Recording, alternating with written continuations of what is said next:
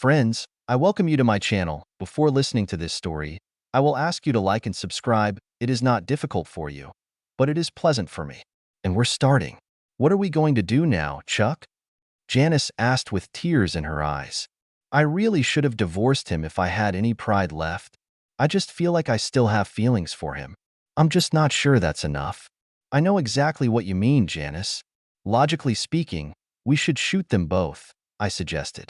And we both know that neither of us would ever do that, even with all the provocation they've given us. They probably know that we don't have the courage to do something like that.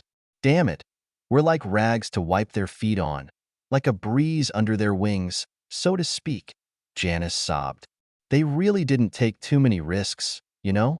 They have no doubt that we will accept their deception and do nothing. They are predators, and we are prey. Janice and I were discussing our spouses and the fact that at that very moment they were making love like rabbits in Janice's bedroom. Bridget, my wife, had a very good job at an advertising agency.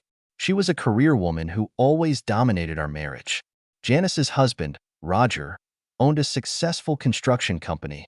He's used to people jumping when he says, "Pretend to be a frog."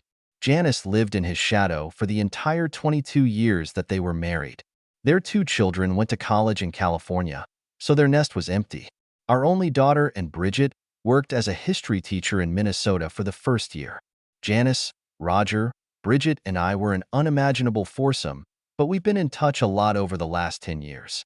Roger was a big, loud guy in his 50s, and Bridget was a beautiful woman in her 40s, although she looked a few years younger.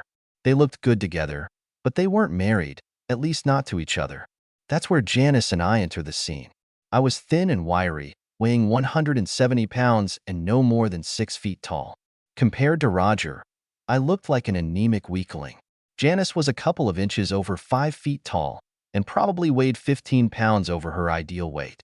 She cut her brown hair short and wore almost no makeup. In my opinion, her ass was pleasantly rounded, but too big if you use these supermodels or even Bridget as a standard that women should emulate. Janice told me about her suspicions a couple of weeks ago. It was not difficult for us to develop a scheme to prove her theory. She told Roger that she was going to visit her cousin in South Jersey for the weekend. I told Bridget I had to go to Harrisburg to meet a client and wouldn't be back until Sunday afternoon. Janice and I agreed to meet at the local mall on Friday evening. We watched a movie, had dinner at the local restaurant, Red Lobster, and then, when it got dark, returned to our street. Our houses were on the same block, and there was only one house between them. Janice quietly let us in through the front door. Even before we had time to climb the stairs, we heard Bridget's moans coming from the master bedroom. We listened to them for a few minutes, went downstairs, and left. Now we were sitting in my living room and trying to decide what to do.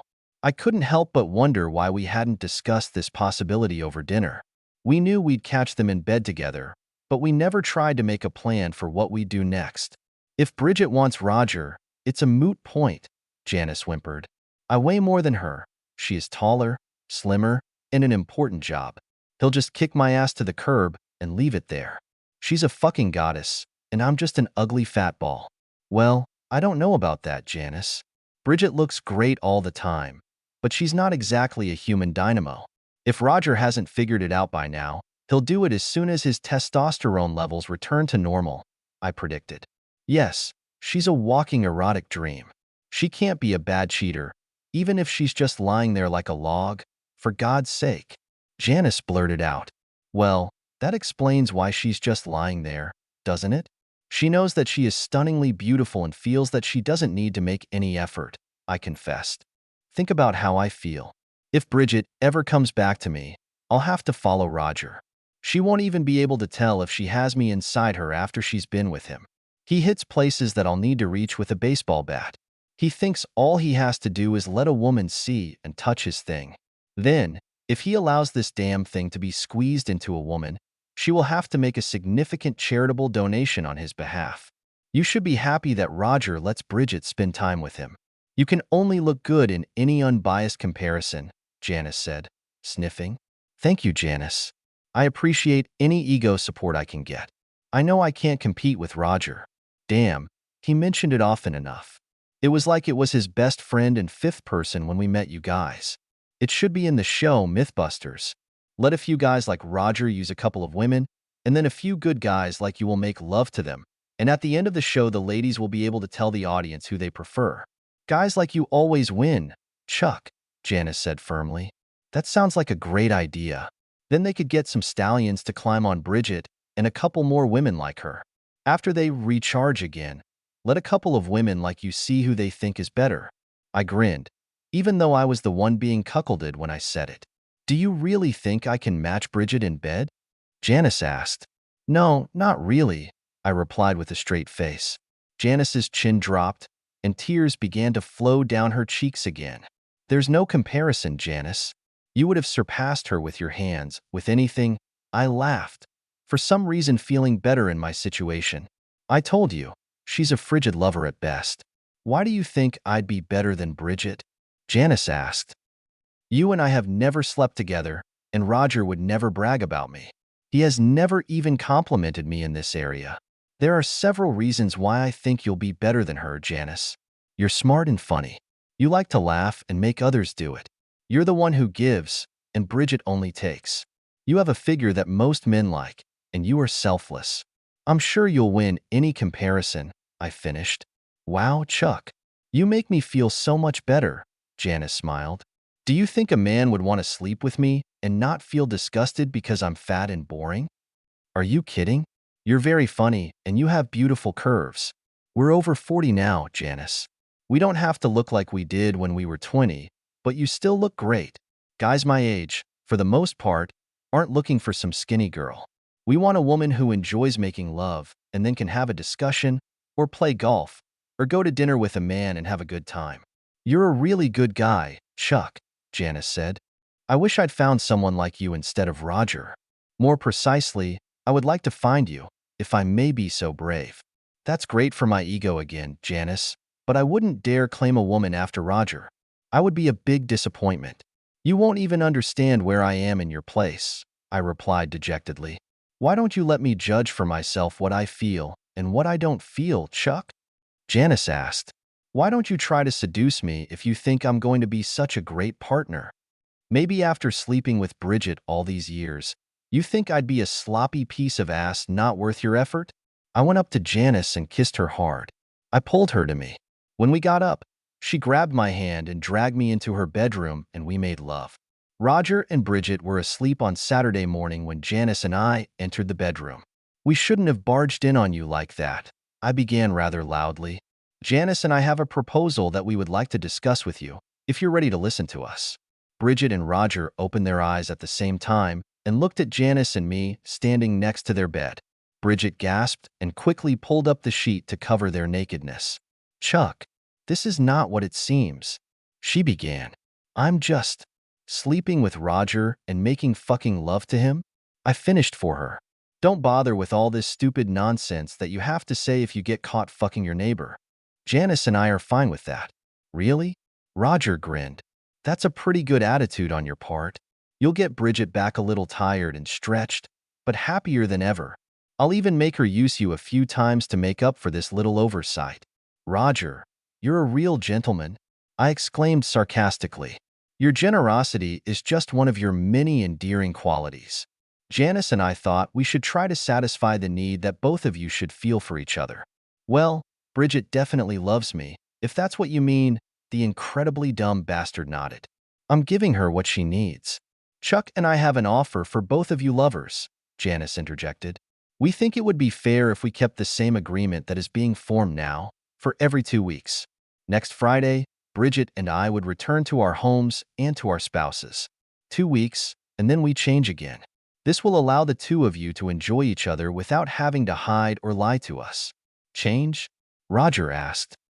You mean the wife swap? I don't want anyone to use my wife, not even with a needle. You don't seem to have bothered to tell him my wife that stud, so it just seems fair to us. Ladies will be able to enter their homes and get any clothes they need at any time. They should try to do this when the couple occupying the house is not doing the dirty work there, I suggested. Bridget was silent. She seemed to be considering the offer. Roger scratched his balls and tried to collect his thoughts. Are you sure you're okay with this offer, Chuck? Bridget asked. I don't want you to get too upset. I definitely don't want to risk our marriage. What the fuck are you talking about, Bridget? I blurted out. You're sleeping with Mr. Dick and his Roger. If you were really worried about our marriage, you wouldn't be in bed with him right now.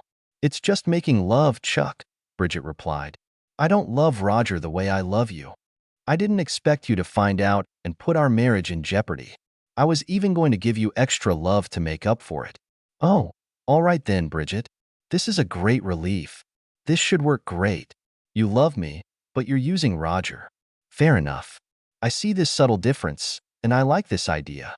I'm just using Janice, but I'm going to love you. I think we've come to an agreement. I don't know how about letting you use Janice. Roger complained. I'm not one of those men who share a woman. You're an ass, Janice spat. You've been sharing Bridget for weeks now. The playing field has only leveled up a little. If you just want to get a divorce and I get at least half of the business in this house, we could do it. Is that what you want, Roger? Hell, no, Roger exclaimed. I worked too hard to build my business to lose it because of some fool. Come on, sleep tight, I don't care. 2 weeks will be an eternity for you. Let's do it.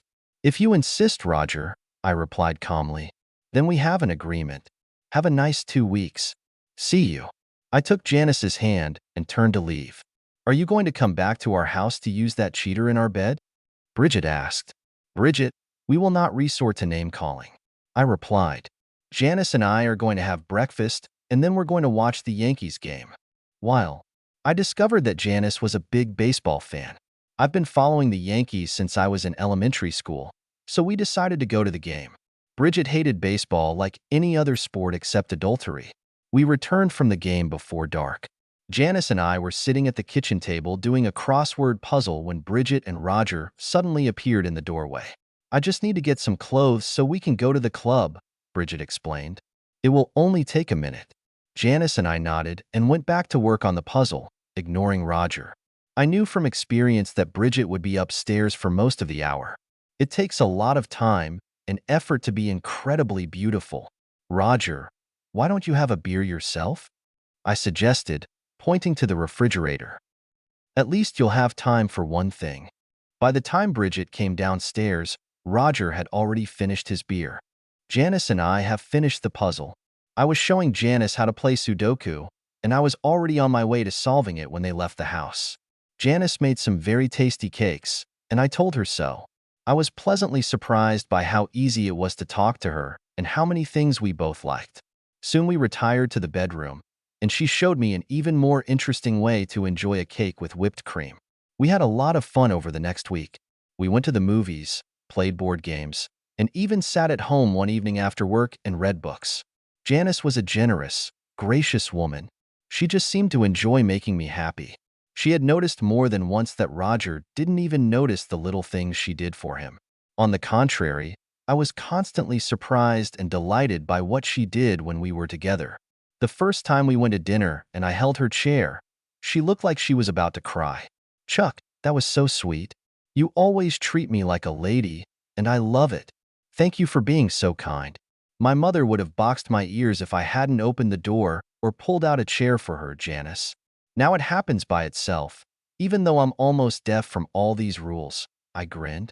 Well, I have to compliment your mom when I see her, Chuck. She did a great job with you, Janice replied with a big smile. Mom's going to like you, Janice. She never got along with Bridget, I admitted. She thinks Bridget is a snob and a bitch. And why would she think of that? Janice chuckled. Friday night was approaching, and Janice was about to return home, and I felt uneasy. I realized that I would miss her company, as well as really good lovemaking. I really don't want to let you go, Janice, I said honestly. The last 2 weeks have been a real pleasure for me. It changed my attitude about Bridget sleeping with Roger. It's not so bad anymore. To tell the truth, I am ready to exchange definitively at any time. Chuck, what kind of nice words. My self-esteem has jumped a lot with you. I feel much more comfortable with who I am and how I look. You were great for my ego and self-confidence, Janice said. I may not have the right to ask you to do this, but I'm going to ask you anyway. Will you remain faithful to me, except for Bridget, of course? It won't be difficult, I laughed. I don't have any girlfriends or mistresses except you, Janice. I can confidently promise that I will be completely faithful to you, with the possible exception of Bridget. It's hard to say how well she and I will get along after her 2 weeks with Mr. Dick and his Roger. Great, Chuck. I'm yours, and I don't want to share you with other women. I know Bridget has priority, but I get the rest. Okay? I can't wait until 2 weeks have passed with Roger so that we can exchange, Janice confessed. I just wish I had caught him cheating years ago, if it could have led to such a result. With Janice's last remark, the door swung open and Bridget and Roger entered. I was surprised again at how little anger I had. Being with Janice really took the edge off my anger at them. There's your wife, Tiny, Roger grumbled. I looked at Bridget and didn't notice any smile. In fact, she seemed annoyed by his rude behavior. She grimaced, turned and headed for our bedroom. Come on, Janice. You must be desperate for my pussy pleaser by now, Roger continued. Let's go home and take care of your needs. Janice smiled grimly at me, picked up her bag and headed for the door. I quickly went over and took the bag from her hands. I expected Roger to carry it for her, but it turned out that the thought had never crossed his mind. What the hell are you doing? Roger demanded. She's coming with me. I know, Roger, but she's got a heavy bag, and I'm going to carry it. It's just polite, I added. Give me the damn thing, Roger growled. It's her damn bag, but I'll carry it anyway. I don't want you to follow her everywhere. I handed the bag to Roger and watched the two of them walk down the street to their house. I had never noticed before what a bastard Roger was. It occurred to me that he was unsure of himself, and all his bravado was put on. The fact that his barbs had no obvious effect on me seemed to annoy him. Watching Janice leave with Roger, I felt a pang of jealousy. I realized that I didn't want him to be with her even for these 2 weeks. It bothered me a lot less that Bridget was sleeping with that pompous bastard. What does it mean? What did it all lead to? When I entered the bedroom a couple of hours later, Bridget was reading a book. She looked up and smiled faintly at me. I'm very tired today, Chuck. Let's just go to bed and talk tomorrow. Maybe by then I'll want to make love too, she admitted. I couldn't help but compare her to Janice. She was in control of herself and seemed just unhappy to me. Was it my imagination? Or was she just a pathetic bitch? Was she kind to everyone else? Roger seemed to think she was just an oddball. I didn't even bother to answer. I went to the bathroom to do what I always do before going to bed. I went back to the bedroom, got into bed with my back to Bridget, and fell asleep a few minutes later. 2 days later, Janice knocked on my kitchen door shortly after I returned from work. She seemed upset, and I worried about her, helping her to sit down. She put her hands on the table and ran her fingers over the grains on the oak table. I waited for her to speak. Roger told me he wants a divorce when he gets home tonight. Chuck, Janice sobbed. Actually, I don't feel bad about leaving him. I'm just worried about what I'm going to do. I've never been on my own. I'm sorry to see you so upset, Janice. I can't say I hate that you ran away from that jerk, I confessed. You can do much better. Was he mad at you for spending 2 weeks with me? That's what's weird, Chuck. He didn't treat me as badly as I feared. He told me that since he found another love, he was going to divorce me, even if it cost him half of everything he has, Janice recalled. He calculated everything and spread it out in spreadsheets. I'll get the house, he'll pay me for my share of the business, and we'll split up all the other assets. That's very fair, isn't it, Chuck? Bridget interrupted him as she appeared in the dining room doorway. Is old Roger in love? It's so cute. Chuck, I think we should do the same. I will give Sam Jenkins all our information and ask him to draw up an equal agreement for us. We will not argue or dispute anything. We'll get divorced before you know it. Then you can comfort poor Janice while Roger and I have fun. I was thinking the same thing, at least about the divorce. It became obvious that Bridget despised me, and I didn't feel any better about her. I didn't know if Janice would want me to comfort her. It was something I would worry about after the divorce. Okay, Bridget. We will go to a lawyer and tell him that we have agreed to divide our assets and get a divorce in a good way as soon as possible. I agreed. I don't think any of us should see anyone else on the side until all this is behind us. We all have grown-up children, but we don't want them to think we're weird swingers or anything like that. We certainly don't want to confuse the issue or let jealousy ruin a perfectly good divorce. I agree. Bridget replied immediately. Janice, please tell that stupid machine that you married and are about to divorce that we've decided to cool our lovemaking until we're all divorced. In the end, it will speed up the process and make us all happier, Bridget smiled. I don't think you understand Roger very well, Bridget, Janice began, but Bridget interrupted her. Oh, I think I understand. Roger needs a trophy wife who matches his position in the business world. He wants a hot wife who looks great and makes love like a mink, Bridget laughed. Well, maybe you do. That's exactly what he told me tonight, Janice admitted with a strange smile. I just don't want you guys to let our divorce affect you. I can't make any promises about a future relationship after our divorce. Don't worry about it, Janice. Chuck will be free if you want him. He hasn't been looking for women before, and he's unlikely to start now. And if you don't need him, he'll survive. If you both decide, just snap your fingers and you'll have him as soon as I let him go, Bridget replied confidently. Okay, Janice beamed. As you understand, I have not offered or promised anyone any relationship after our divorce. Now that you guys are getting divorced, I feel a lot better. I know it sounds terrible. I can understand you. Trust me, Bridget nodded. We will start our game tomorrow. Just tell Roger to be patient. I promise, Bridget. You two won't see much of us until the divorce is final, Janice said, heading for the door. The next few months were some of the best in my marriage. I was amazed at how well Bridget and I got along when it came to getting away from each other. Although we lived in the same house and even slept in the same bed, we suddenly stopped being shy about getting dressed and undressing. It's like we've become brothers or sisters. Bridget could undress or get dressed right in front of my eyes, and I hardly paid attention to it. She still had a great body and was very attractive, but I no longer desired her and, of course, did not love her. It just made any conflict easier. During this time, we saw very little of Janice and Roger. I actually saw a cargo van at their house a couple of weeks before the divorce was supposed to be final. It reminded me that I have to find a place to live quickly. Bridget was going to keep the house and the furniture. I only took a few souvenirs with me. The next morning, when I was at work, Janice called me. She sounded happier than I would have expected under the circumstances. She wanted to meet for lunch, and I agreed. Chuck, will Bridget get your house after the divorce? Janice asked with her usual bluntness. Yes, she is. I need to find a place urgently, I worried. The divorce will be final in 2 weeks. Everything went very well, and Bridget was very honest and accommodating. She's thrilled to have dumped my boring ass and become Roger's trophy wife.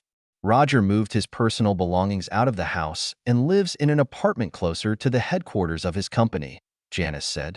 Our divorce will be final next week. Wouldn't I be too pushy if I said that you can move your personal belongings and your boring ass to me? Do you really want me, Janice? I was hoping that we could see each other more, but I didn't dare ask you about moving in with you. I exclaimed. I would love to move in with you. We spent the rest of lunch discussing how and when I would move into Janice's house. We laughed and enjoyed each other's company. I was looking forward to a new life. Bridget and I had to go to court to sign some papers for the final divorce. I felt great, and Bridget was almost dizzy. I took a few things I wanted to keep for myself and left them at Janice's last weekend. After leaving the courthouse, I was going to meet Janice for a long lunch and a few drinks to celebrate. As we walked down the corridor to the exit, we saw Roger. He seemed to be waiting, glancing from time to time at his watch, then at the nearest door. He was wearing a dark suit and looked pretty good, as much as I hate to admit it. Roger, Bridget exclaimed. I'm so glad you got my message. I couldn't reach you on your cell phone. I thought I'd have to track you down in your office. You're so handsome. Let's go out and celebrate tonight. You can move in with me for the weekend. What the hell are you talking about? Roger asked, puzzled. I can't celebrate with you. Of course you can, Roger. In a few weeks we will get married and go on a wonderful long honeymoon. We are free to do whatever we want. Damn it, Bridget. I wouldn't marry a cheater like you. Damn it, you cheated on Chuck, and he's one of the best men I've ever known. If you were cheating on him, it would only be a matter of time before you moved your ass for some other guy. You have to be a complete idiot to marry a woman who cheats on her husband. I was surprised that Roger actually said anything nice about me. Bridget was stunned to hear Roger talking to her. It wasn't the way she had planned at all. At that moment, the nearest door opened. A young, well-dressed woman came out of the ladies' room. Okay, Roger. I'm ready to marry you so that you can make an honest woman out of me and give our child your last name, she grinned, stroking her thoroughly pregnant belly. And I'll be the one who hires you your next secretary. And you can bet that she will be much older than childbearing age. End.